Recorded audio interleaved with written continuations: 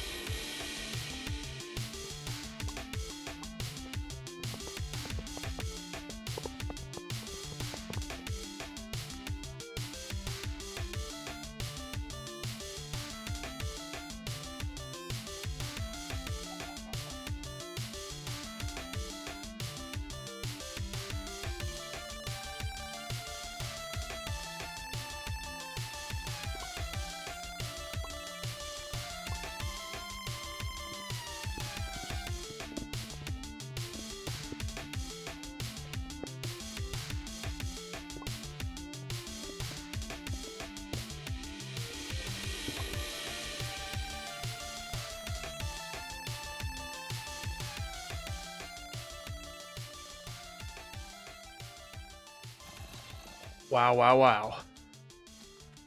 Well, that was fun. It's been a while since I've done this much building. It turned out all right.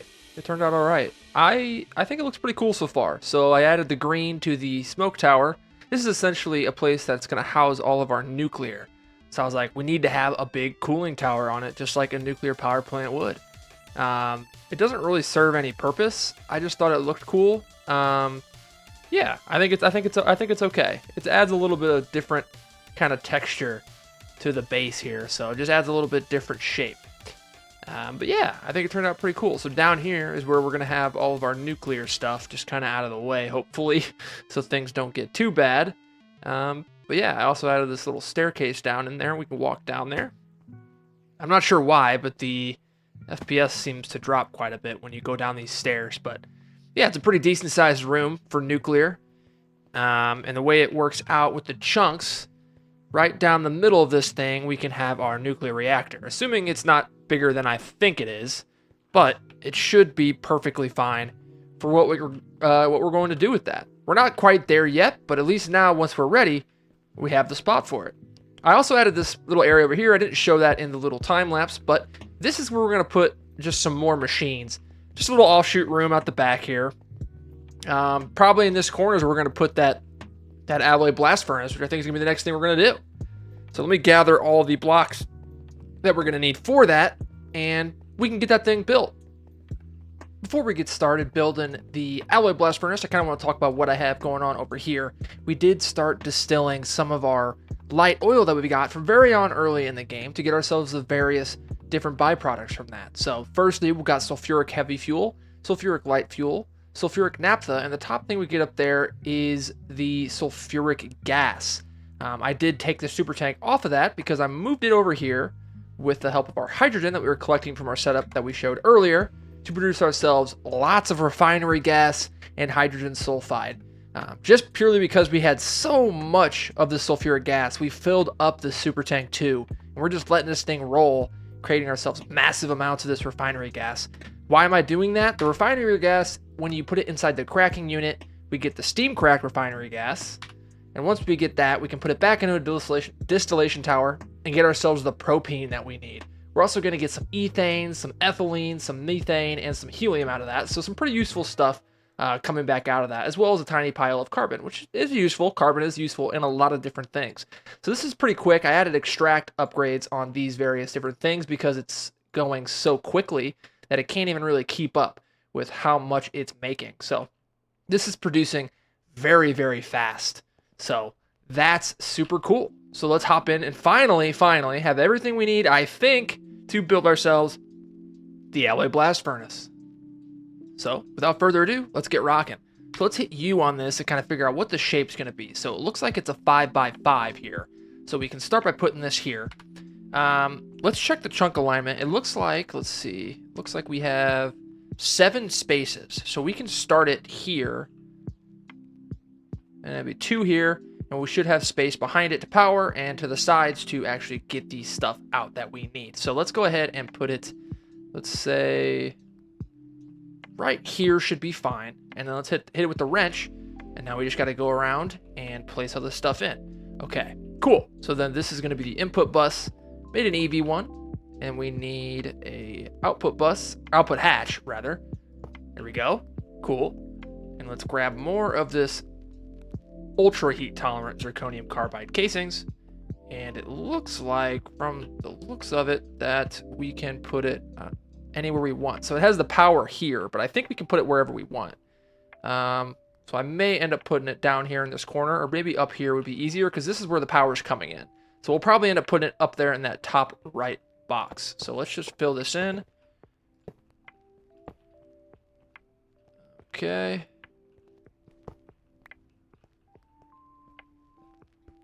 Hold on. I feel like I saw an output. An output hatch was in there somewhere. Let's rotate these so it's in a better location. So we'll put both of the output hatches here. Let's re-hit this. Fill in the bottom. I think we can scroll on it to go layer by layer.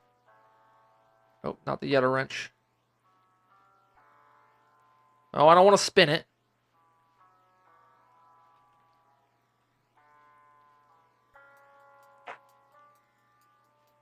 Okay, there we go. So we just right click to get layer by layer. So here's the first layer. Cool. Oh, here's the other output hatch. I knew I saw that somewhere. We don't need to worry about that. Let's just grab ourselves the casings. It's the first time building this multi-block, so forgive me if I'm taking a little bit longer to get this thing built up. I don't think we need the power on the bottom, but hopefully we're okay.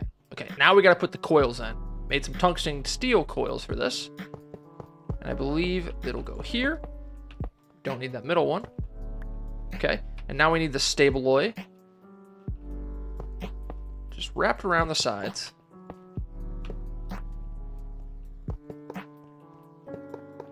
Okay, next layer. More of those coil blocks. And then more stabaloy.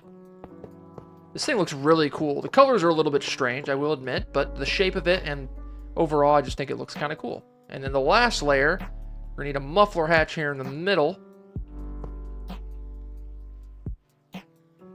Muffler hatch here. Put this wrench here. Oh, I also don't think I talked about this. I made myself a tungsten carbide HV wrench, finally. After so much time, we have an electric wrench. All right, we may end up needing to make a little bit more of this. Actually, it seems like it's okay. And then we should hopefully be able to put this here, and hopefully this will form, and it looks like it did. Very cool. So it has some problems. We'll have to get ourselves some duct tape to fill that out. Let's get this out of here, and let's just get this thing powered. Okay, so we gave ourselves actually probably more space than we needed, especially since we have the outputs going to this side. We may end up switching them to this side just for ease of that and save some space, but we'll see. But I think this is super cool. Interesting to see how easy it would be to wall share these things. In theory, I don't think it would be much too difficult just sharing these blocks here. You're not saving quite as many because of the shape of it, but that's all right. So let's grab ourselves the cable down. I do at some point want to mass produce the superconductor cables, but right now they are a pain to make, but we cannot really do that until we get the starlight, the liquid starlight, just because it's just kind of a pain to make it with nitrogen, and it adds more crafting as well for the actual pumps required in that craft. Okay, cool. So we can put that away.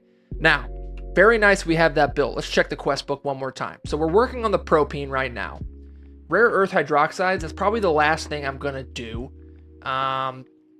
Just because I have not done any research into what we're going to need for that. So let's check out reactor steel, because I feel like this might take a little bit. But we need the liquid version, because that is how the alloy blast furnace works.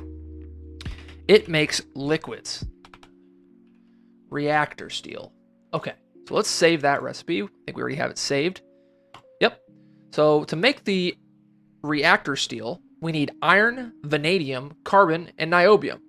And there's that argon that we had.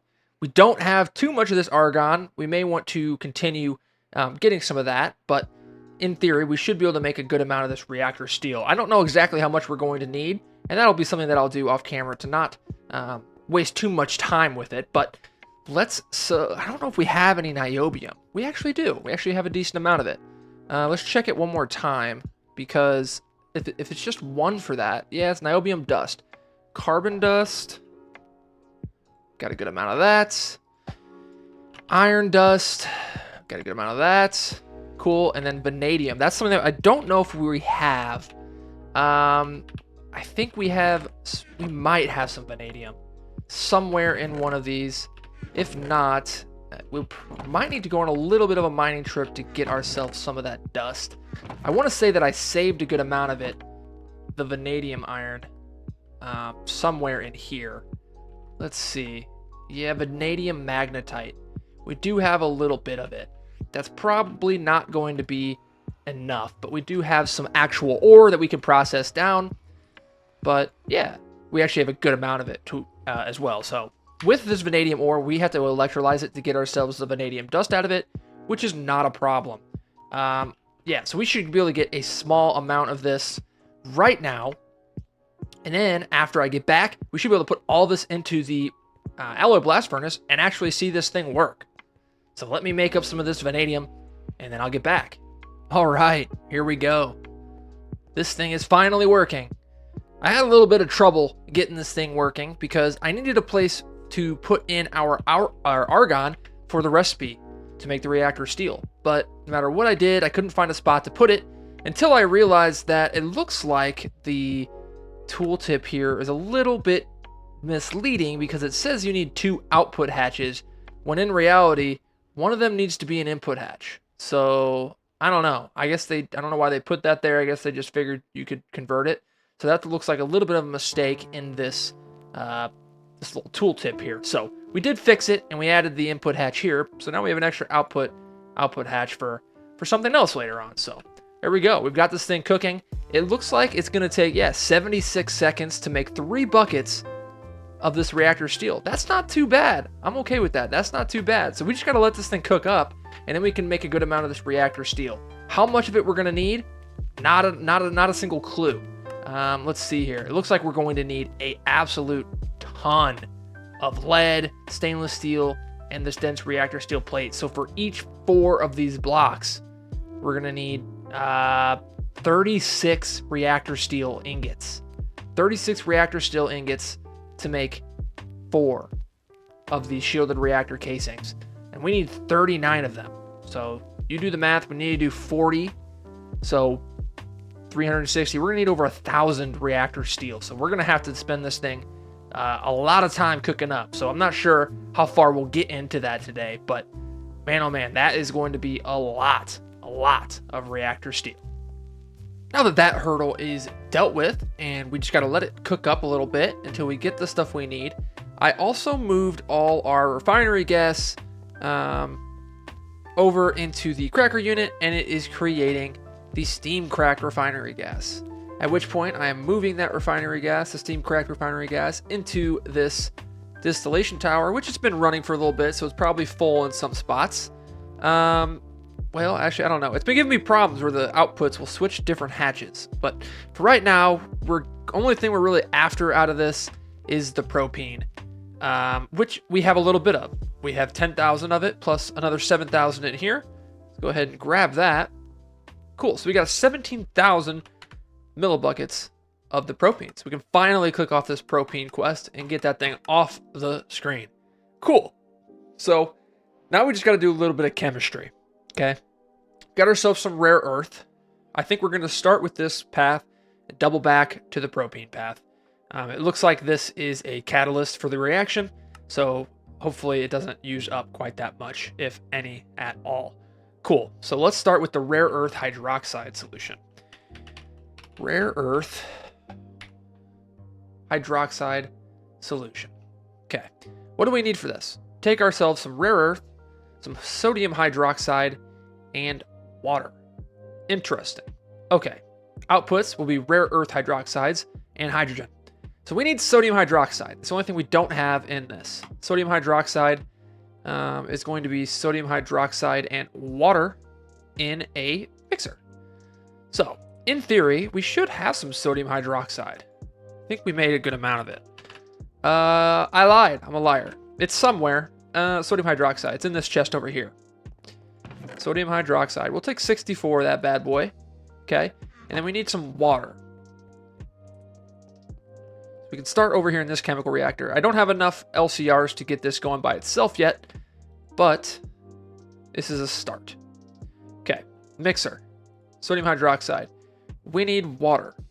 We need water, and we need it now. I think we have a tank set up on one of these. Could be wrong about this. We could just take this. Sure. Let's just take this water. And we can fill it up. Just a little bit more. Alright. Let's see. Here you're getting some water. Cool. So there we go. We got a full cell of water. Now we can put the water in here. We can put the sodium hydroxide. Where are you at, sodium hydroxide? What did I just do with it? What did I just do with it? Oh no. How did I lose it? Am I losing my mind? Put it in the mixer. Because that's where we need it. Past me is smarter. Alright. And then I believe we just need a circuit. Of what kind is the question. Circuit 0. Okay, we already have one of those. Circuit 0. And we're just going to let that cook up. We're going to give it a little bit of help with the time in the bottle. So this isn't too bad. Okay, cool. So once we get that sodium hydroxide, we're going to need more water. And we have enough rare earth in a chem reactor. And we'll get some stuff out of this. I don't know how much of this rare earth hydroxide we're going to need. But seems like not a too crazy amount. And we do get some stuff that loops back into it. So maybe this is something we can automate later on. All right, so we're out of sodium hydroxide, but we will take this. Take the mixer, take the water, take our circuit back. Now we need to put this back into a chemical reactor. And the rare earth in here. And this should make ourselves the next step here. Oh, I accidentally double-clicked it. Oh, good. It stopped right before. Please. Please craft. Okay, it did craft. So now we can take off the rare earth hydroxide solution bucket. Now we need some rare earth chloride solution. Rare earth chloride solution, which is going to be made with... So we can use hydrochloric. That's a nitrate. We need this. Hydrochloric and rare earth hydroxides will get us rare earth chlorides, sodium hydroxide back, and thorium uranium sludge. That's starting to sound nuclear, if you ask me. Cool. So we'll let this thing go. I don't think we're going to get too much of it, but it's a start. It's a start. Hydrogen bucket, we'll have to deal with that at a later date. This isn't too slow. Should be able to do this one time. And I can. Very, very cool. Nice. So it's going to give us 7,000 rare earth hydroxides. Let's grab our cells, take the water out of that, and the hydrogen. Hydrogen we'll be able to put into our super tank. Cool. Rare earth chlorides. So we need hydrochloric acid, which I know we have some around.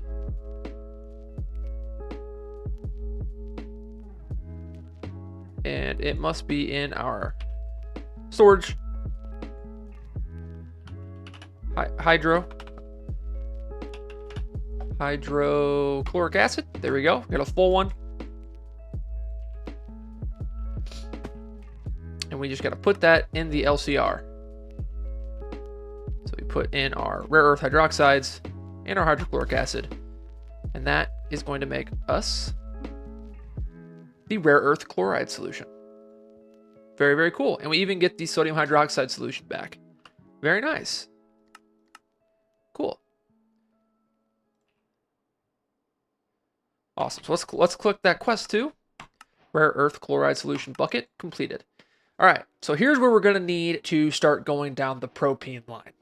Okay. So we need some butaldehyde.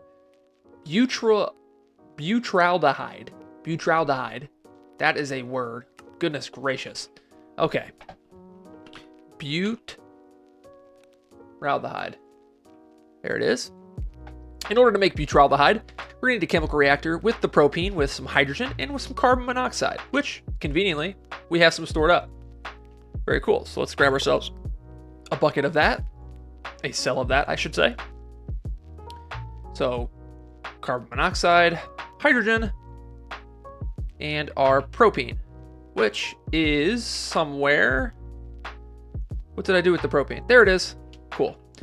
This is done. We can grab ourselves all of these. Not sure what to do with all these byproducts yet, but not worried about that right now. Okay, so butaldehyde, hydrogen, carbon monoxide, propane. And there we go. That again, a little bit more chemistry. Let's see here. How much is this? So we get 1,000 out of that. There we go. Butaldehyde is done. Now we need phosphorus pentoxide. So I think we get some of that from centrifuging ashes. I don't know. We should have a little bit of it, but we need ethyl hexanol bucket. Ethyl hexanol. Okay, 2-ethylhexanol. To do that, we need butyl hydride and more hydrogen. That's not too bad. We may need to go grab ourselves a little bit more hydrogen. Yeah, it looks like we're going to need to go grab a little bit more. Okay, let's go grab some. Probably get rid of this water, to be honest. I wish I wouldn't have put that in a cell. You live and you learn. Okay, hydrogen. Let's grab 64 of that bad boy. This thing's going to build back up again. Oxygen doing well, almost 20 million oxygen. Very nice. Cool, cool. All right, so that is done. We have our butaldehyde. We also have carbon monoxide we can get rid of, propane, and the hydrogen. So we already have the hydrogen. We already need that in there. And now we just need the butaldehyde. Butaldehyde. Cool. A little bit more chemistry. Hopefully this stuff doesn't get used in the reaction. It's not too bad. We get 3 for every 1 craft, and we get a little bit of water back. Looks like it uses a decent amount of hydrogen as well. All right, so we can 2-ethylhexanol we have. Now we need to find our phosphorus pentoxide, which I believe is in one of these over here. Let's see, is it this one? We have some small piles, but I have to think that we have some big ones. We do, so we can put the tall ones away, or these small ones away, and we have the regular ones. Cool, and then we can take our ethylhexanol and fill our water cell back up. And then we can use another cell to fill up on the hydrogen. Cool. We're very quickly going through a lot of these cells because of all the different things that we are creating here. Interesting. Put that back. Get another cell back. Awesome. So now I'm going to do my best to say this here. We need the diethylhexyl phosphoric acid bucket. And it says here this is the catalyst. So, goodness gracious, let's see if we can do this. Okay. We just need phosphorus pentoxide and the 2-ethylhexanol. Not too bad. We get butanol back. What's butanol used for? Turn into gas, hydrochloric. There's some other things you can use it for. Nothing that we super need right now. So, phosphorus pentoxide and the 2-ethylhexanol. All right, cool. And this is going to create some of that the diethylhexanol phosphoric acid. Cool. All right. Now, doesn't really have, as far as I know, a great... Oh, so we need a large centrifuge to do this. And that kind of goes into my next point that I want to talk about with the episode. We are going to start to need these large versions of these centrifuges, which are going to require us to need more of the higher tier circuits like IV, which we do not have any, I believe, of right now. If not, we have one, which is not going to help us. But this is what we're going to need for the next step here to get this TBHO oxide solution, which we see in the quest books right here. So we're going to need to make a large mixer and a large centrifuge. These are both things that we are going to need to make, so let's save those. These are important to move on. The mixer is going to be for the Hastaloy, which is going to be, I don't know if it's Hastaloy. Yes, it is. The Hastaloy and ingot that we're going to need to actually build the reactor. We need the large mixer to do so. So we're going to have to make some multi-blocks here. And good thing we made a little bit more space for them here. So awesome. So we have a little bit of space to do that. Let me kind of clean up my inventory a little bit, put some things away, tidy up a little bit, and we'll see where we go from here. After a little bit of thinking, I think I've decided that that's where I'm going to call it for today. We're out of time. Lots of stuff that happened today. We got a little bit of everything. We got some base building, as you can see behind me. We made some more multi-blocks, and we even got a lot of chemistry done. So all things Greg Tech were done today. So it's super, super cool. Got a lot of stuff that we need to get done in between episodes, and that's kind of why I decided to call it. It's going to take a lot of time that I don't want to put you guys through that. So I'm going to kind of show here on my clipboard the plans. Okay, so here at the beginning of the episode, we talked about the episode plans. As you can see, didn't really accomplish much of this other than making the ABF and another distillation tower. Those were really the two most important things. These things were kind of secondary goals, but we'll get to those at some point. But I also made this checklist. This is stuff that we need to get done between episodes. We need more argon, and we're going to get that from the liquid air. Not liquid air, as I typed here. I'm not sure what was wrong with me. along with that, we're going to need more vanadium and niobium to continue to make the reactor steel that is going to be necessary to build ourselves the reactor.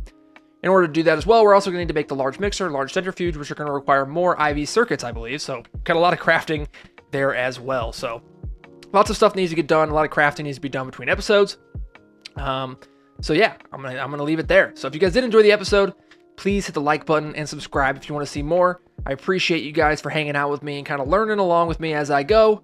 It's been a lot of fun so far. I'm really enjoying the series still. I'm getting into some super cool stuff. I'm excited to get into nuclear. I know it's a little bit longer of a process than I originally thought. And I think we're going on 3 episodes now, or 2 episodes of preparing for it, which that's okay, because I feel like it's going to pay off in the end. I feel like it's going to pay off, but that's where I'm going to leave you guys.